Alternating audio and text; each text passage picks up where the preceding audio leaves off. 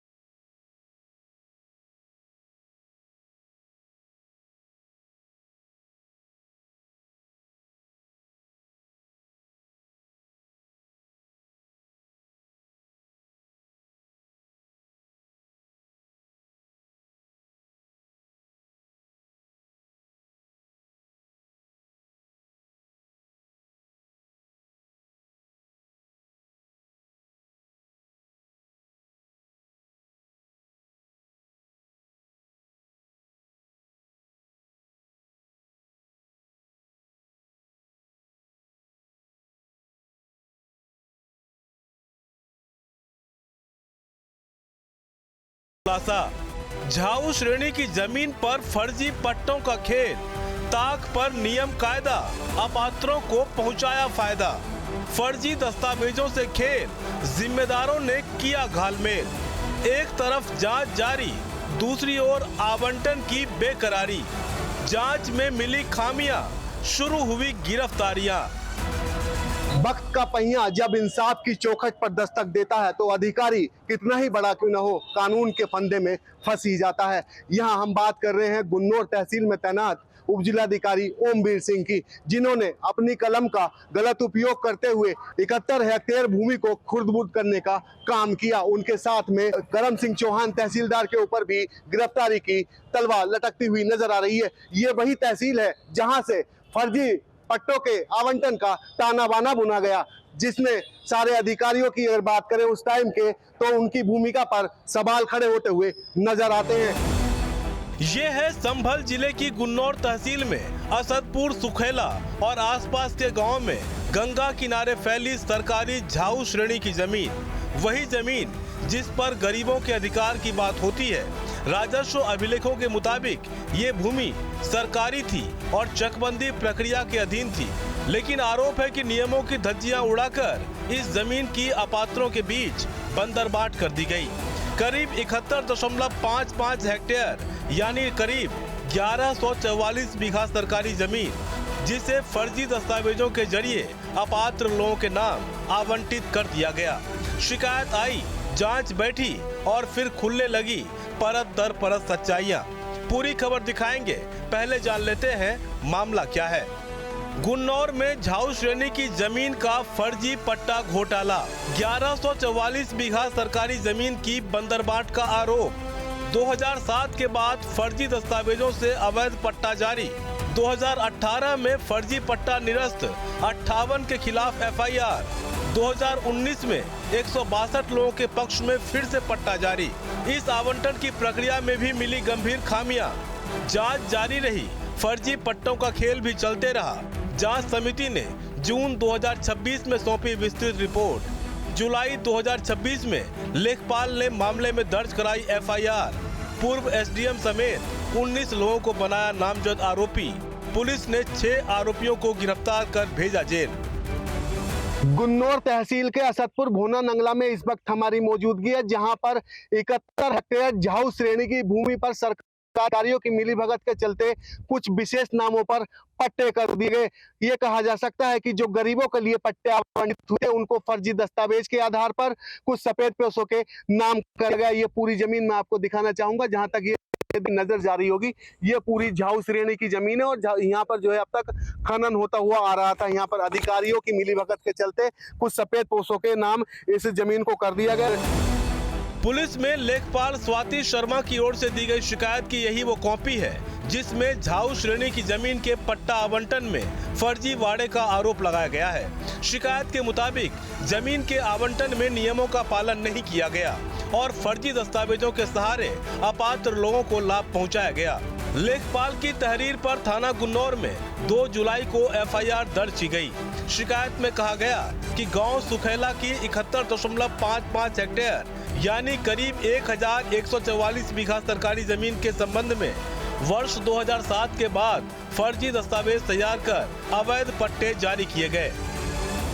जिन अधिकारियों के ऊपर अपराधियों को जमानत देने की जिम्मेदारी थी, आज उन्हीं पर गिरफ्तारी की तलवार लटकती हुई नजर आ रही है। पुलिस ने तत्कालीन एसडीएम को गिरफ्तार कर जेल भेज दिया है। साथ ही अन्य अपराधियों की तलाश में पुलिस की टीमें लगातार काम करती हुई नजर आ रही हैं। ये वही गुन्नौर कोतवाली है जहां पर लेखपाल स्वाति शर्मा की तहरीर पर 19 लोगों के खिलाफ मुकदमा दर्ज किया गया है। ये 19 लोग शासन और प्रशासन से जुड़े हुए हैं, साथ ही जनप्रतिनिधि भी हैं जिन्होंने क्षेत्र के विकास का दावा करते हुए कुछ गरीबों के हकों पर डाका डाल दिया है। 71 हेक्टेयर भूमि को अपने नामों पर ट्रांसफर करा लिया गया, उस पर अब तक खनन करते रहे थे, जिसके बाद जिलाधिकारी अंकित खंडेलवाल ने जांच कराई और जांच में जो खुलासे हुए वो चौंकाने वाले थे। अब सवाल है कि आखिर झाऊ भूमि होती क्या है। दरअसल झाऊ भूमि गंगा और दूसरी नदियों के किनारे बनने वाली सरकारी भूमि होती है जहां प्राकृतिक रूप से झाऊ जैसी झाड़ियां उगती हैं। ऐसी जमीन राजस्व रिकॉर्ड में सरकारी होती है। इसका आवंटन केवल तय नियमों के तहत ही किया जा सकता है। नदियों के कछार इलाकों में जलभराव वाली जमीन जहां झाऊ जैसी कटीली झाड़ियां उगती हैं, राजस्व रिकॉर्ड में जमीन सरकारी होती है। मुख्य रूप से सार्वजनिक उपयोगिता की जमीन होती है। आवंटन सिर्फ तय नियमों के तहत ही संभव।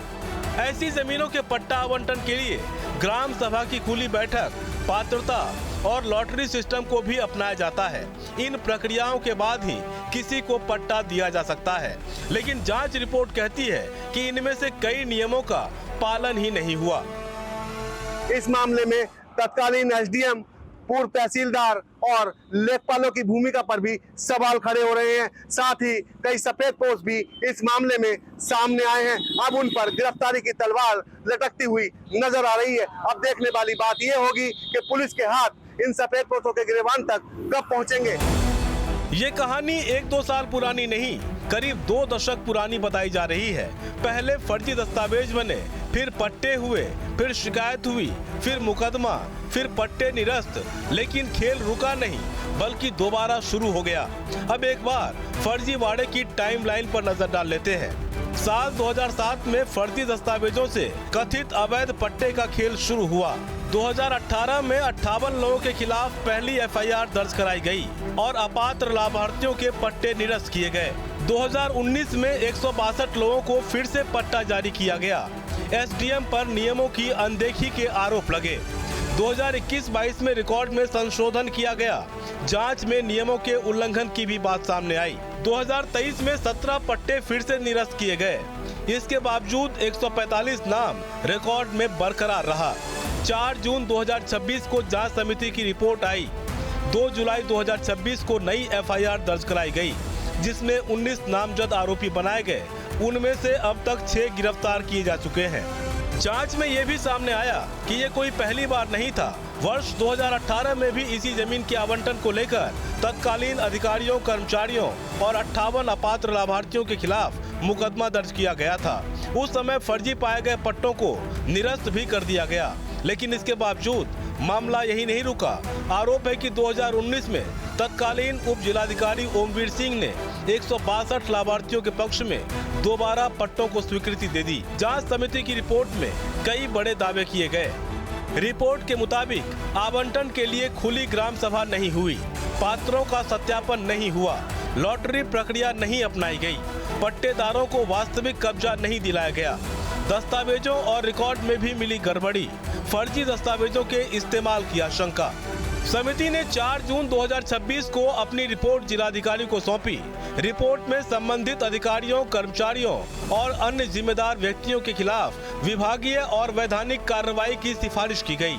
जांच रिपोर्ट के आधार पर लेखपाल स्वाति शर्मा ने मामले में एफआईआर दर्ज कराई और आरोपियों के खिलाफ कार्रवाई की मांग की, जिसके बाद अब पुलिस का एक्शन शुरू हो गया है। संभल की गुन्नौर तहसील के भौना नंगला परगना असदपुर गांव की 71 हेक्टेयर ज़मीन को खुर्द-बुर्द कर फिक्सिशियस लोगों के नाम पे पट्टे करने की तहरीर है। वो थाना गुन्नौर पर वहाँ के लोकल लेखपाल के द्वारा दी गई थी। इस मामले में रेवेन्यू के सीनियर ऑफिसर्स के द्वारा पूर्व में जांच की गई। जांच में 19 लोगों को दोषी पाया गया। उन सभी 19 लोगों के खिलाफ अभियोग पंजीकृत किया गया और उसके बाद में अभी तक वर्तमान में 6 लोगों को गिरफ्तार करके माननीय न्यायालय के समक्ष प्रस्तुत किया गया और उन लोगों को वहाँ से रिमांड प्राप्त कर जेल भेजा गया है। जो लोग 6 गिरफ्तार हुए हैं उसमें तत्कालीन एसडीएम जो बाद में बर्खास्त भी हुए थे, उनका नाम ओमवीर सिंह है, वो गिरफ्तार होकर जेल गए हैं। उसके साथ में जिन्होंने इन पट्टों को करने की सलाह दी थी, विधिक राय जो डीजीसी थे, वो भी जेल गए हैं। और जो प्रधान जिन्होंने प्रस्तावक बने थे इन फिक्सिशियस लोगों के नाम पे पट्टा कराने के, उनको भी गिरफ्तार करके जेल भेजा गया है।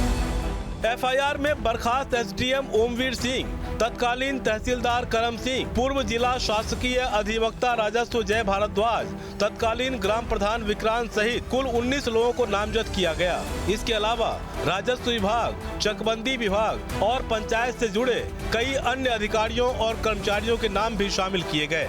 जिन 6 आरोपियों को गिरफ्तार किया गया है उनमें ओमवीर सिंह, बर्खास्त एसडीएम, विक्रांत, पूर्व ग्राम प्रधान, जय भारद्वाज, पूर्व डीजीसी राजस्व, राजवीर सिंह, पूर्व कानूनगो, भीमराव सिंह, चकबंदी लेखपाल, महेंद्र सिंह, बर्खास्त चकबंदी अधिकारी के नाम शामिल हैं।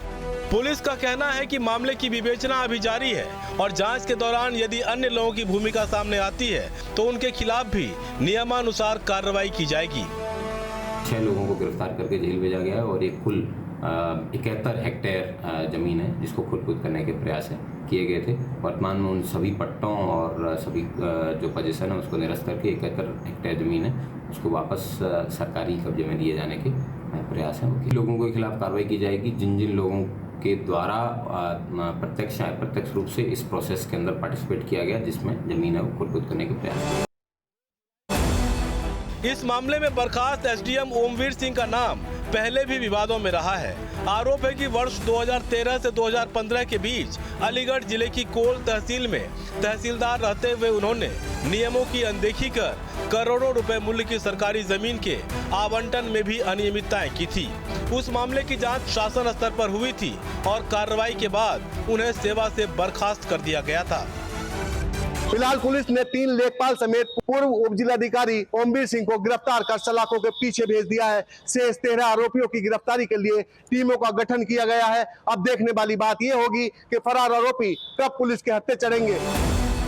मामले में अब भी कई अन्य नामजद आरोपियों पर गिरफ्तारी की तलवार लटक रही है, जिनमें एफआईआर में दर्ज बाकी बचे नामजद आरोपी, जांच में सामने आने वाले अन्य अधिकारी, राजस्व रिकॉर्ड तैयार करने वाले कर्मचारी, पट्टा लेने वाले फर्जी लाभार्थी और दस्तावेज तैयार कराने वाले लोग शामिल हैं। यानी विभागीय जांच के बाद अब पुलिस की जांच शुरू हो गई है। इस बीच न्यूज स्टेट इन्वेस्टिगेशन से भी कई गंभीर सवाल उठ रहे हैं। सवाल है कि जब 2018 में पट्टे निरस्त हुए तो 2019 में फिर से कैसे स्वीकृति मिली? क्या बिना प्रशासनिक संरक्षण के इतना बड़ा जमीन घोटाला संभव था? सरकारी रिकॉर्ड में गड़बड़ी करने वालों की पूरी चेन कब सामने आएगी? 6 गिरफ्तारियां हो चुकी हैं। क्या बाकी नामजद की भी गिरफ्तारी होगी?